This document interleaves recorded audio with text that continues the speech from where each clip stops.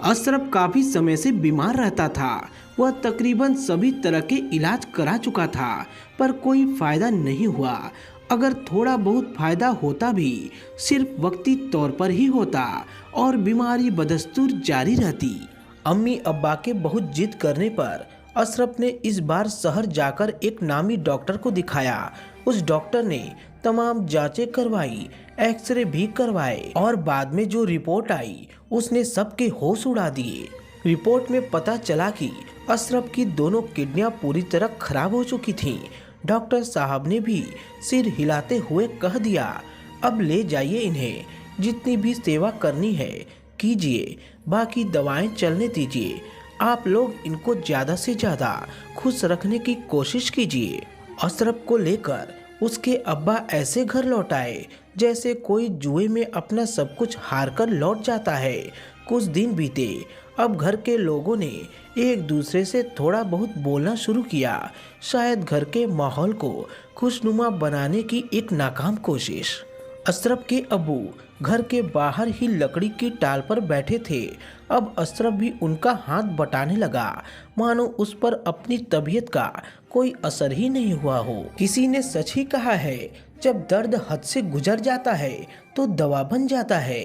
यही दर्द अशरफ के लिए दवा बनने वाला था। एक दिन अब्बू ने घर के सभी लोगों को अपने कमरे में ठीक 8 बजे इकट्ठा होने को कहा। परिवार में अम्मी के अलावा अशरफ और उसका छोटा भाई आदिल थे। एक बहन सभा थी जिसका निकाह पहले ही हो चुका था। शाम को ठीक 8 बजे अशरफ, अम्मी और आदिल अब्बू के कमरे में पहुंच चुके थे।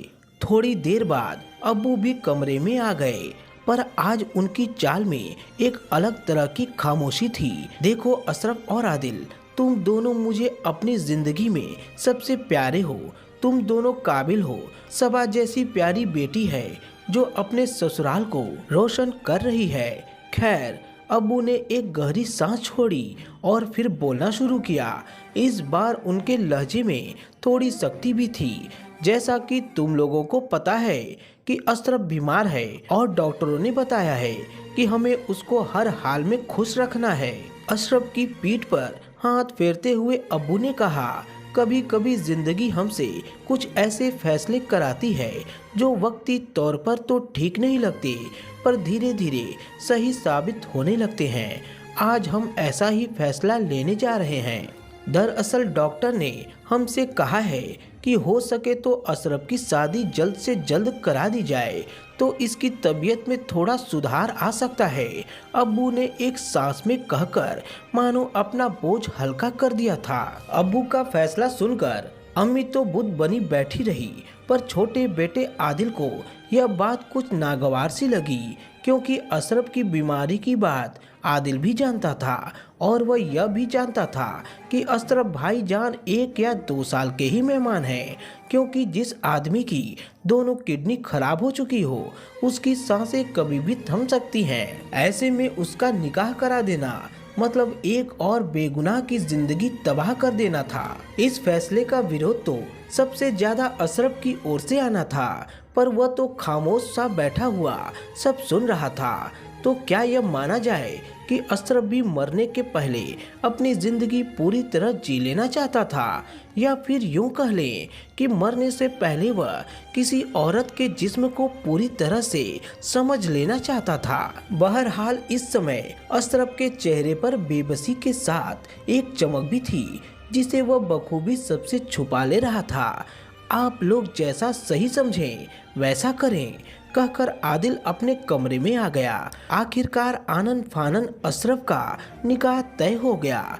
लड़की गरीब घर की थी पर बेहद खूबसूरत थी। पूरे घर में निकाह की खुशियां थीं। आदिल का मन भारी था। उसका जी चाह रहा था कि वह जाए और लड़की वालों को रिपोर्ट के सारे कागजात दिखाकर सब कुछ सच सच बता दे, या फिर अशरफ के पास जाकर खूब खरी खोटी सुनाए। पर यह मुद्दा इतना संजीदा था कि आदिल ने अपनी जुबान सील ली और आंखों पर पट्टी बांध ली। निकाह हो चुका था। अब्बू और अम्मी के चेहरे पर खुशियां चमक रही थीं, पर इसके पीछे जो काली बदली थी उससे सब अनजान थे या अनजान होने का दिखावा कर रहे थे। अशरफ और नाज की शादी को 1 साल पूरा हो गया और नाज उम्मीद से थी, यानी वह मां बनने वाली थी। घर में सब खुश थे पर हमेशा अंदर ही अंदर डरे हुए। और फिर वह स्याह दिन भी आ गया जिसको कोई बुलाना नहीं चाहता था। अशरफ की तबीयत अचानक बिगड़ गई। पीर फकीर झाड़ फूंक कोई कसर नहीं छोड़ी गई, पर सब बेमानी साबित हुआ। नाज अब बेवा हो चुकी थी, उस पर दुखों का पहाड़ टूट पड़ा था। सभी का समझाना बुझाना बेकार साबित हुआ। वह तो रो रो कर हलकान हुई जाती थी। आंसू थे कि थमने का नाम ही नहीं ले रहे थे। कहते हैं कि वक्त बहुत बड़ा मरहम होता है और इस मरहम ने इस परिवार पर भी अपना असर दिखाया।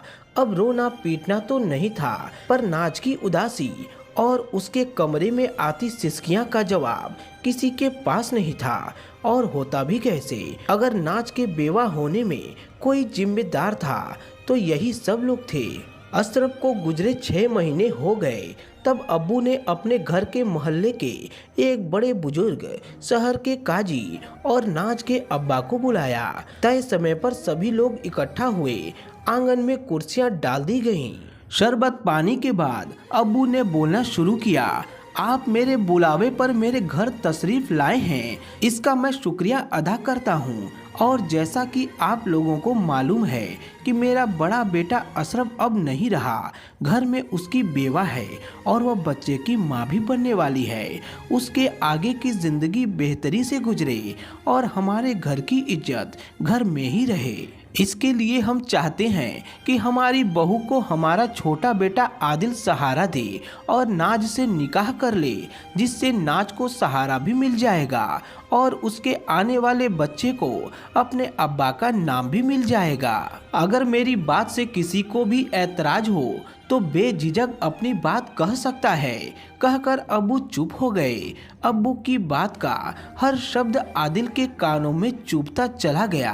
आज अब्बू क्या करना चाहते हैं? पहले तो बीमार अशरफ का निकाह करा दिया और अब उसकी बेवा से मेरी शादी कराना चाहते हैं। ठीक है, नाज भाभी को सहारे की जरूरत है, पर मेरे भी ख्वाब हैं, मेरे भी अरमान हैं। आदिल सोचता चला गया। मोहल्ले के बुजुर्ग, काजी, किसी को कोई दिक्कत नहीं थी। इतने लोगों के सामने आदिल की भी बोलने की हिम्मत न हुई और सभी के राजीनामे के बाद आदिल और नाज के निकाह का ऐलान किया जाने वाला था कि तभी पर्दे के पीछे से नाज की धीमी मगर सख्त लहजे वाली आवाज आई। आप सब बड़े काबिल लोगों के सामने मुझे यूं बोलना नहीं चाहिए और मैं इस गलती के लिए आप सबसे माफी मांगती हूं, पर यहाँ बात 3 जिंदगियों की है, इसलिए मुझे बोलना ही पड़ रहा है। सबसे पहले अब्बू, मैं आपसे कहना चाहती हूँ कि आप तो मुझे अपनी बेटी बनाकर लाए थे। सबा के ससुराल जाने के बाद इस घर की बेटी की कमी मैंने ही पूरी की थी ना। फिर आज अचानक मैं आपको गैर लगने लगी। क्या मेरा और आपका रिश्ता सिर्फ इन तक ही था और इनके जाते ही मैं आपको बोझ लगने लगी? और आप सब हजरात ऐसा क्यों समझ रहे हैं कि एक बेवा को हमेशा ही किसी मर्द के सहारे की जरूरत होती है? क्या इतना काफी नहीं है कि वह अपने पति की यादों के सहारे जिंदगी काट दे? क्या दोबारा निकाह कराना मेरी रूह पर चोट पहुंचाने जैसा नहीं होगा? जिस जिस्म और रूह पर मैं उनका नाम लिख चुकी हूं, उस पर किसी और को हक कैसे दे सकती हूं? और जहां तक आदिल की बात है, वह तो अभी पढ़ रहा है और उसकी अभी शादी की उम्र भी नहीं है। उसकी अपनी एक अलहदा जिंदगी है जिसे वह अपने अंदाज से जीना चाहेगा। जहाँ तक मेरी बात है तो मेरे लिए किसी को परेशान होने की जरूरत नहीं है। मैं अपना गुजारा खुद से कर सकती हूँ। मैंने बीए तक पढ़ाई की है। मैं बच्चों को ट्यूशन पढ़ा सकती हूँ। मुझे सिलाई का काम भी आता है। मैं घर बैठे सिलाई कर सकती हूँ। मुझे बाकी कुछ नहीं चाहिए। अब्बू और अम्मी, आप लोगों को भी मेरे हाल पर अफसोस करने की जरूरत नहीं है। शादी की पहली ही रात में उन्होंने मुझे अपनी बीमारी के बारे में सब कुछ सच सच बता दिया था और अपनी सारी रिपोर्ट मुझे दिखा दी थी। उन्होंने यह भी बता दिया था कि वे कभी भी मेरा साथ छोड़कर जा सकते हैं। उन्होंने यह बात मुझे इसलिए बताई क्योंकि वे चाहते थे कि उनके जाने के बाद मैं उन्हें धोखेबाज न कहूं और न ही उनके सीने पर कोई बोझ रहे। उन्होंने यह सब बताने के बाद मुझसे कहा था कि अब मैं चाहूं तो उनको तलाक दे सकती हूं। मैंने उनको तलाक देने से ज़्यादा उनकी बेवा बनना ठीक समझा, क्योंकि मान लीजिए कि उन्हें कोई बीमारी न होती और फिर भी वे किसी हादसे के शिकार हो जाते तो ऐसे में कोई क्या कर लेता। उनकी निशानी मेरे अंदर पल रही है। मैं उनकी यादों के सहारे ही बाकी जिंदगी काट सकती हूँ। अब उनकी निशानी बेटे के रूप में आए या बेटी के रूप में, रगों में उनका खून दौड़ेगा ना। इतना कहकर नाज पल्लू से अपनी गीली आंखें पोंछने लगी। अब्बू पर्दा हटाकर अंदर आए और नाज को गले से लगा लिया। वे बोले, नाज बेटी, तुम्हारा नाम तुम्हारे मायके वालों ने सही रखा है। आज उनकी नाज पर हम सबको भी नाज है। सभी लोगों की आंखें ससुर बहू के इस प्यार पर बार बार भर आती थीं। तो दोस्तों, आपका क्या कहना है इस कहानी के बारे में? कमेंट करके हमें जरूर बताएं।